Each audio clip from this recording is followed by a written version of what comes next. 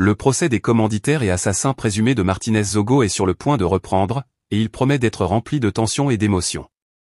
Ce qui rend cette affaire encore plus captivante, c'est la présence de la Direction générale de la recherche extérieure, DGRE, dont certains agents ont joué un rôle crucial dans cette affaire d'assassinat. Lors de la réouverture du procès, prévu pour le lundi 6 mai 2024, Maître Assira Claude et Maître Waili Naikfak seront présents pour représenter la DGRE, agissant au nom de l'État du Cameroun. Cette décision n'est pas du goût des avocats de Jean-Pierre Amougou Belinga et du commissaire divisionnaire Maxime Eko, qui contestent vivement la présence des avocats de la DGRE en tant que partie civile, affirmant qu'ils n'ont pas subi de préjudice dans l'enlèvement de Martínez Zogo. Cependant, leur contestation n'a pas abouti. Les juges ont jugé cette contestation prématurée et ont décidé de maintenir la DGRE en tant que partie civile, représentée par ses avocats. Néanmoins, les avocats de M. Justine Danway, de M. Amougou Belinga et du commissaire divisionnaire Léopold Maxime Eko continuent à contester cette décision. Il est intéressant de noter que le tribunal a également pris acte du fait que l'État du Cameroun, par le biais de la DGRE, est déjà cité comme civilement responsable. Cela signifie que si les agents de la DGRE sont reconnus coupables, l'État sera tenu pour responsable des préjudices causés par leurs actes. Cette affaire complexe et chargée d'émotions continue de susciter l'intérêt du public et des médias.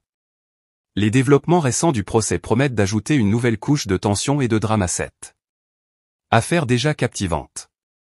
Les prochains jours seront cruciaux pour déterminer la responsabilité des accusés et apporter la justice pour Martínez Zogo et sa famille.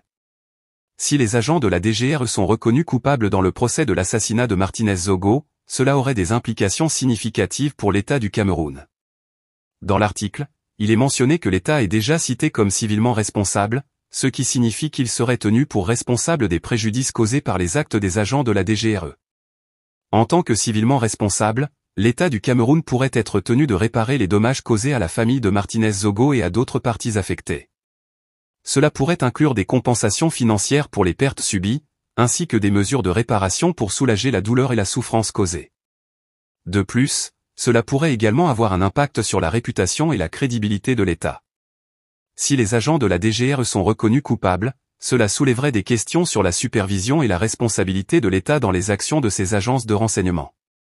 Cela pourrait entraîner une enquête plus approfondie sur les pratiques et les politiques de la DGRE, ainsi que des appels à des réformes pour éviter de tels incidents à l'avenir. En fin de compte, les implications pour l'État du Cameroun dépendront des résultats du procès. Si les agents de la DGRE sont reconnus coupables, cela pourrait avoir des conséquences juridiques, financières et politiques importantes pour le gouvernement et l'appareil de renseignement du pays.